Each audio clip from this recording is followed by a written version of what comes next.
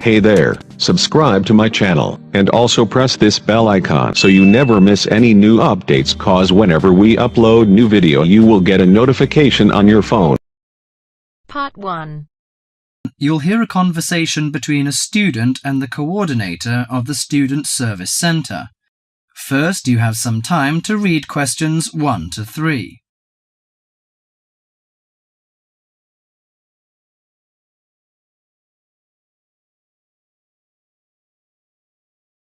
Now listen to the conversation and answer questions 1 to 3. Hi, sit down please. How can I help you? Thank you. I'm a student in the sociology faculty.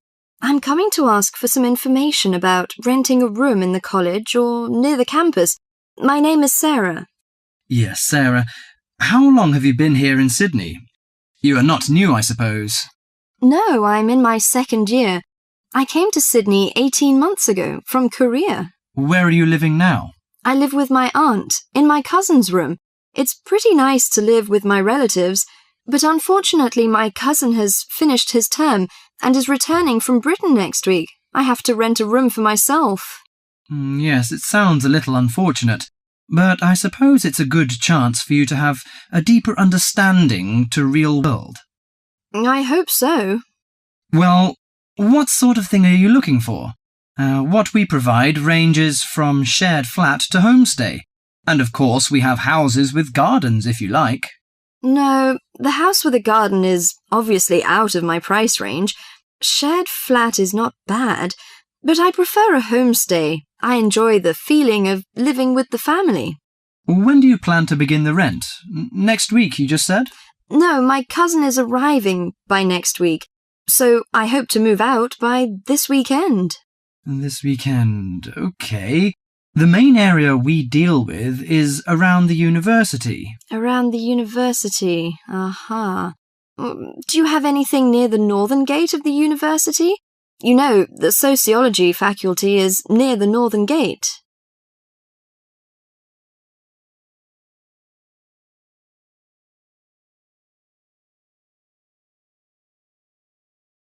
Before you hear the rest of the conversation, you have some time to look at questions 4 to 10.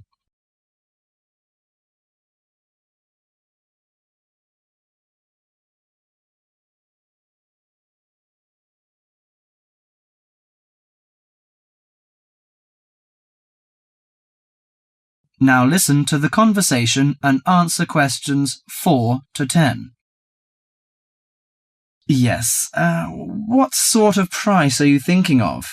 Well, could you give me some idea? You know, I have no experience of renting a room. I don't know what price is reasonable, but I hope it's not over $300. I see.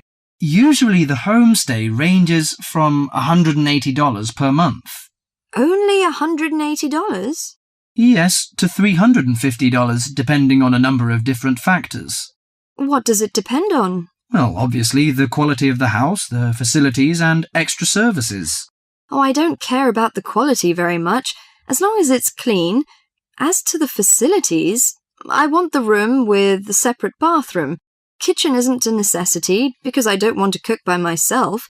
I hope to have meals with the family if possible. Okay, let me check the files. Yes, I think this one might suit you. It's a family house with 2 vacant bedrooms. How about the owner of the house? I mean, is it a family or... According to the file, it is a retired lady. She wants to find college students as tenants. That's great. What's the condition of the rooms?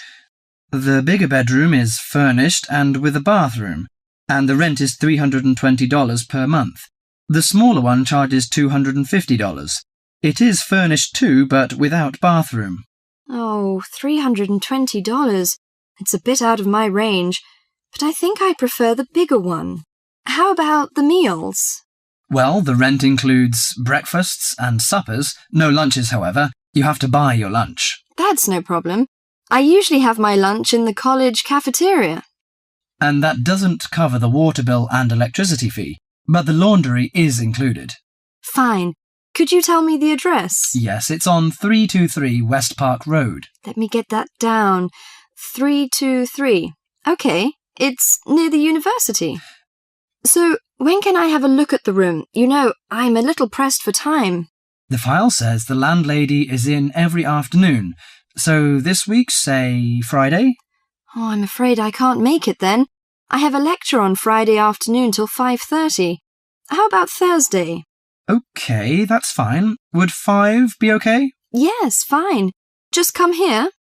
Yes, here in the student service office. Oh, before I forget, before moving, you have to pay 1 month's rent in advance.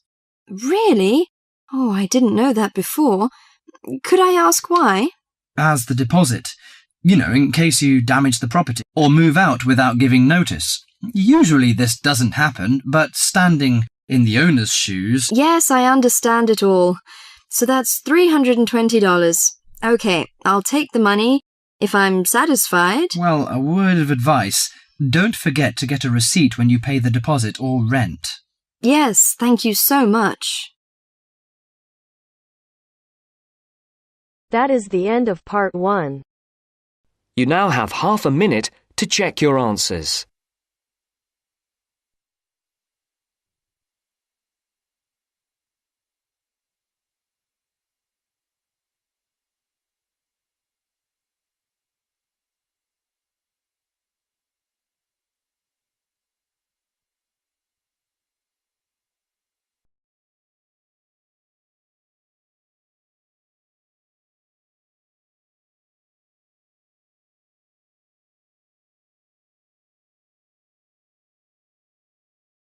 Now turns to part 2.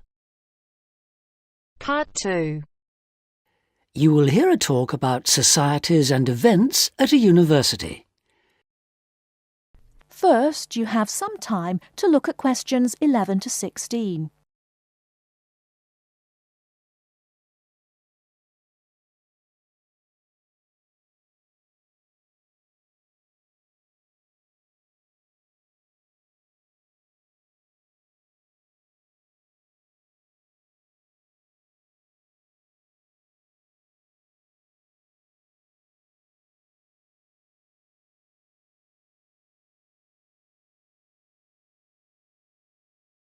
Now, listen carefully and answer questions 11 to 16.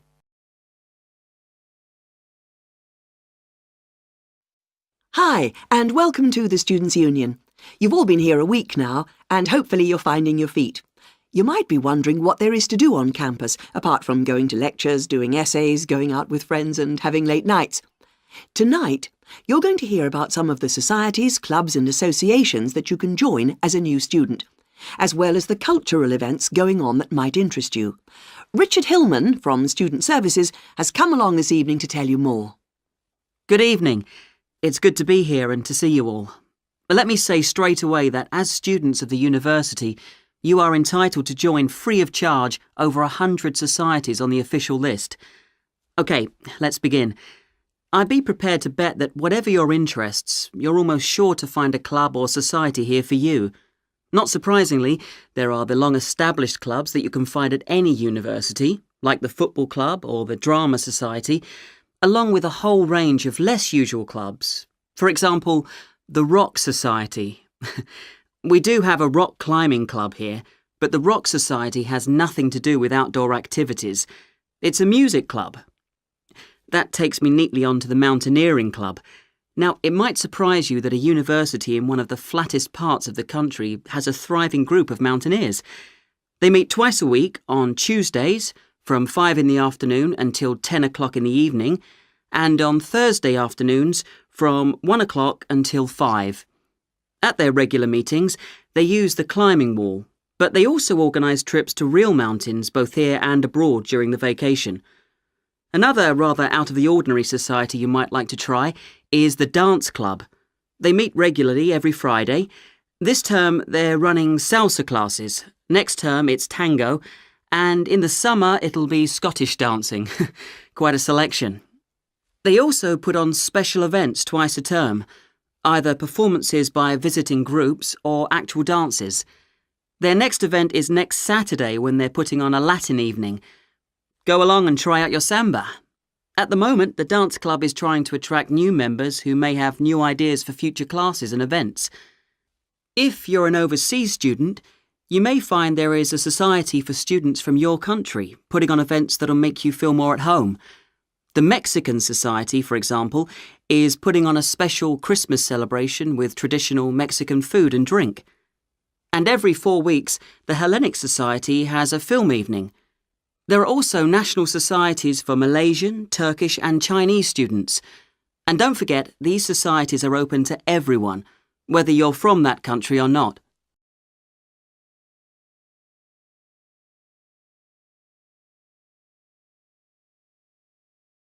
Before you hear the rest of the talk, you have some time to look at questions 17 to 20.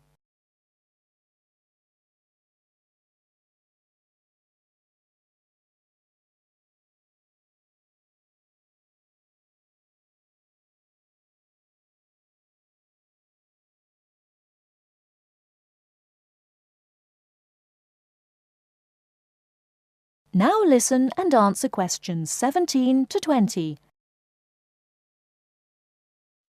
Finally, I'd like to say something about the flourishing arts scene here. This is centred mainly on the Lakeside Theatre and includes a full programme of music, theatre and visual arts. As far as visual arts are concerned, the University Gallery has exhibitions throughout the year. The work of local, national and international artists is regularly on display, as well as exhibitions featuring contemporary architects and designers. The university also has a permanent collection of modern Eastern European art on display. As well as the conventional theatre productions put on by visiting professional companies and student groups, there is a workshop studio which stages more experimental drama. And finally, music. Concerts catering for a variety of musical tastes include performances by visiting groups, as well as homegrown talent. The university has its own jazz band and choir. As with the other groups I referred to earlier, you're eligible to join these, but of course you will be required to go for an audition. So, there you have it. Obviously I haven't covered everything in this short introduction, but I hope I've given you a flavour of what's on offer here.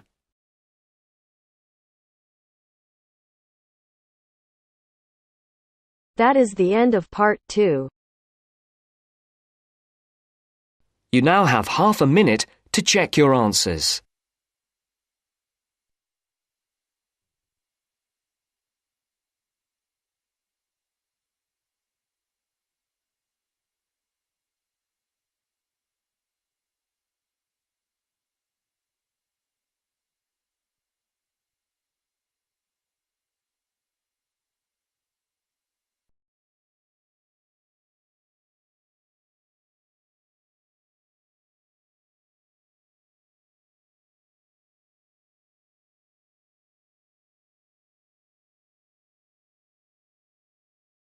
Now turns to part 3. Part 3. You are going to listen to a conversation between two students talking about a lecture they have just attended. First, look at questions 21 to 24.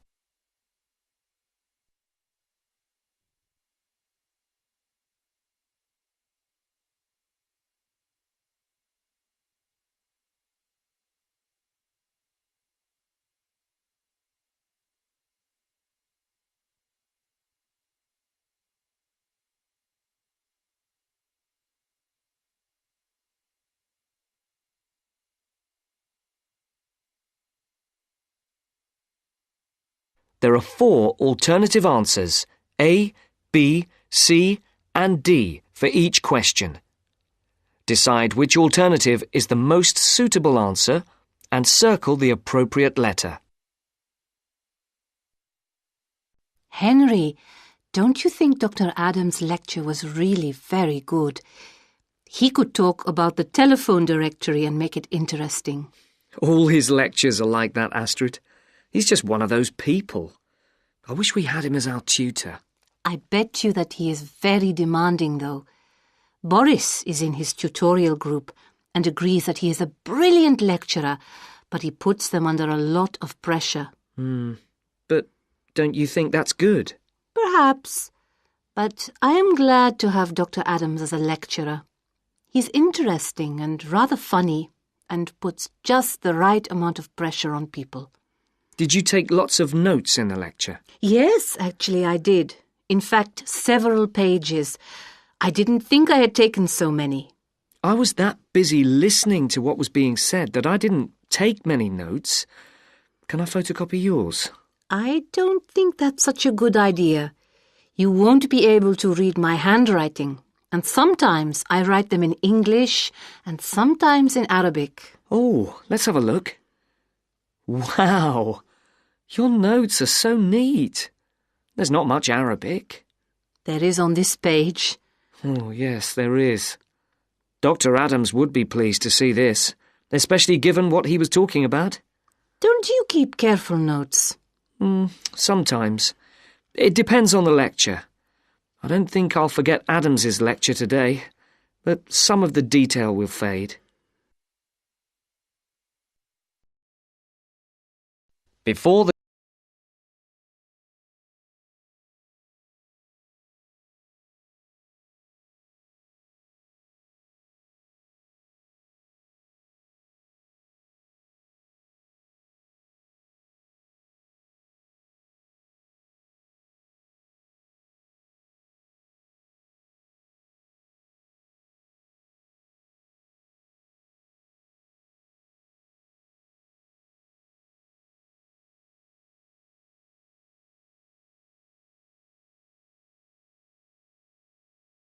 part of the conversation,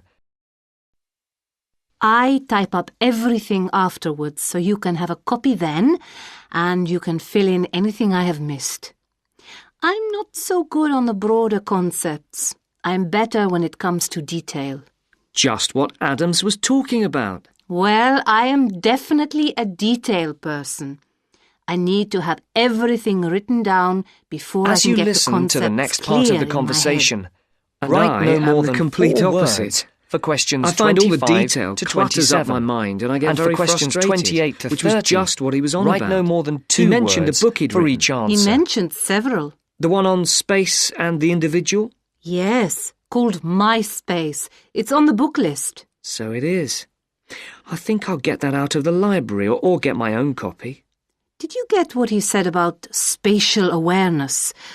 I didn't really. Yes, it was fascinating. I can't be as eloquent as Adams was, but I know several people who are frighteningly intelligent, but they have difficulty reading simple directions, even when getting to places that they know very well. I find that difficult to understand. Everyone learns the way to walk to the shops and things like that. You mean just the way people learn spelling? You know, people misspell words, make mistakes in countless areas of their lives, and going in the right direction is just the same. Remember what Adams said about the number of people who cannot tell left from right, north from south, and so on? Do you know which way is north? It's, that way. You see? I couldn't have told you that. Really? I haven't a clue which way is which. That's why I'm always getting lost when I go out on my bike, and put me in a completely new place and I am totally lost. What about maps? I'm hopeless at reading them. But then you're brilliant at writing essays and getting all the ideas down in the right order, and I don't know where to start. Again, just what Adams was talking about. What we need to do is combine our skills. You teach me to cope with detail, and I'll teach you how to string concepts together. Okay, we can do that. Which way is the library? It's... you're making fun of me.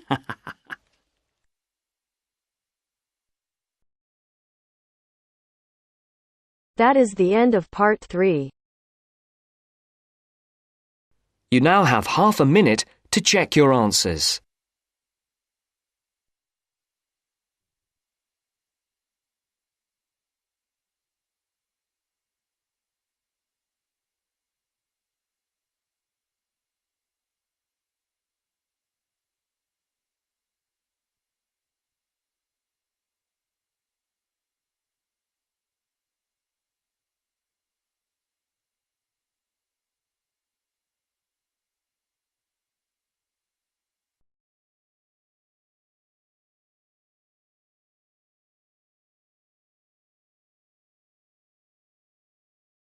Now turns to Part 4.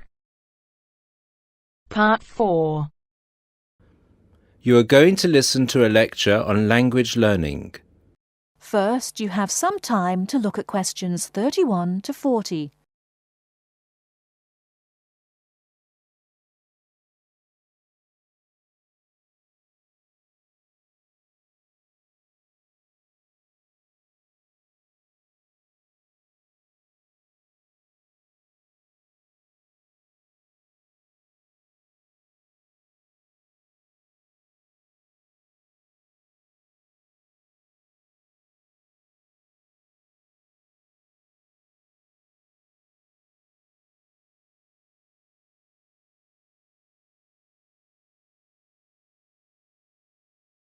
Now, listen carefully and answer questions 31 to 40. This is the first in our series of lectures on language learning. The topic I'd like to deal with today is what makes a successful language learner? There's been a lot of research into what makes some people learn a language faster than others. In this lecture, I'll summarize the main findings of the research into the subject. There are many factors that influence how quickly one learns a foreign language, of which exposure to the target language seems to be one of the most important factors to consider. It's this factor which determines the speed of learning a language, especially among those people who learn a foreign language outside the classroom. There are more people who did not learn a second language or a third language in the classroom, and I think that understanding how learners successfully learn languages without the help of a teacher can provide us with the key to how to become a successful language learner. Let's look then at the characteristics of a successful language learner. Motivation seems to be one of the key factors. Research into motivation has identified two main types: instrumental motivation and integrative motivation. Instrumental motivation is the kind of motivation that encourages people to learn a language for practical reasons, such as getting a job or passing an examination. Learners with this kind of motivation intend to use the target language as a tool or instrument to help them achieve a goal.